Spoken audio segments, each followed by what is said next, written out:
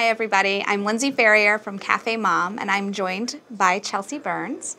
Chelsea's a mom and I've actually known her for several years. Our daughters were both in a play group together back when they were babies.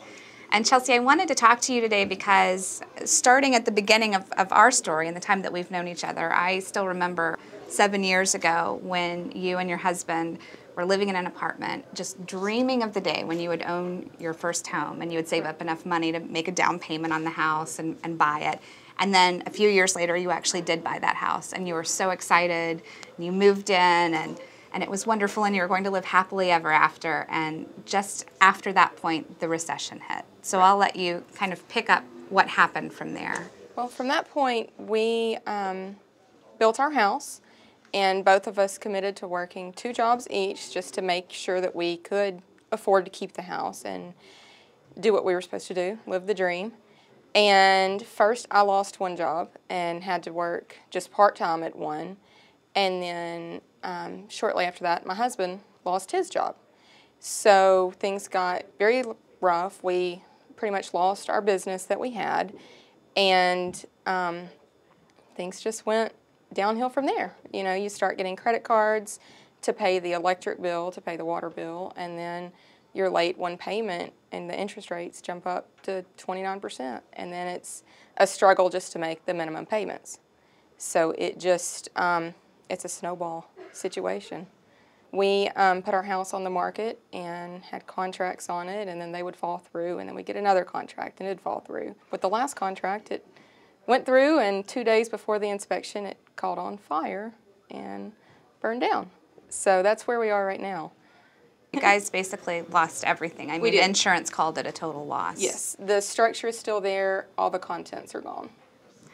During this time when you were trying to pay your mortgage every month and you were working as hard as you could to make ends meet, what was going through your mind at night when you tried to sleep? What were some of your biggest concerns? How are we going to do it? How are we going to give our daughter what she needs? How are we going to pay the electric bill? How are we going to eat? How are we going to just make it day to day? Some people that I know who've lost their jobs have complained that the public perception of the unemployed or people, you know, suffering in the mortgage crisis is that these people are not working hard enough or they just made bad decisions. How does that make you feel when you hear things like that? It infuriates me, actually. My husband gets up at 2:30 every morning and goes to his first job, and then he goes to his second job at 8 o'clock and works until 5, and then coaches 2 teams, to a basketball team, a softball team, and then I work, you know, some days I go in at 8 o'clock in the morning and I get home at 11 o'clock at night. So it's not that we're not hard workers, it's just we get caught up, you know, in trying to pay back everybody that we owe, and it doesn't seem fair sometimes, but life isn't always fair.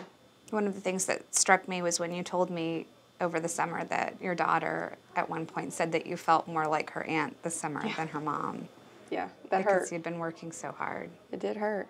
That's definitely taken a toll in us not seeing our daughter as much as we should as a family group. Tell me what you think politicians in Washington's understanding of real Americans' lives is. Do you think that they even have any concept of what it's like for you and your husband? I don't think they have a clue. I don't think that they see it firsthand, the struggles that average people go through. Are there any changes that you would make if you could go to Washington and oh goodness, clean house? Lower gas prices. I know that's lower gas prices. That would be a good start. That would be a good one, and just feeling like we matter.